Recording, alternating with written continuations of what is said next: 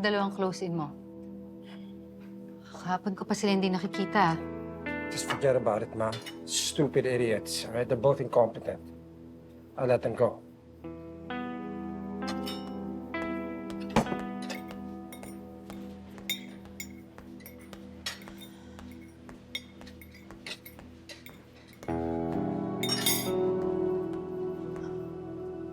Roberto, may problema na naman.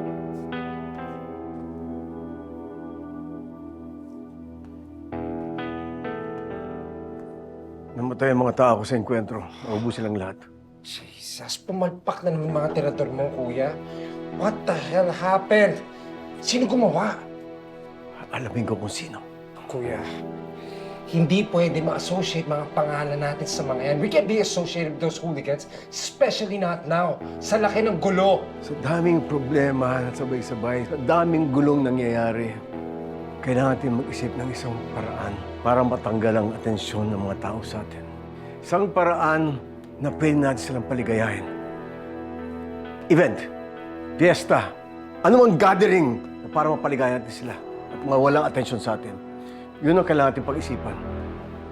Tamang-tama. Kinukulit ako ng kapitan ng Barangay Mabini. Gusto nilang bigyan ng parangal ang papa ninyo at patulan na natin. Maganda yan para sa pangalan natin. Ganun naman, di ba, pag politiko? Pag may problema, edi magpa-happening agad para matanggal yung atensyon ng mga tao doon. Gamitin na natin si Pa, kuya. Wala siyang skandalo bilang ex-mayor, mabango siya sa mga tao. Miguelito,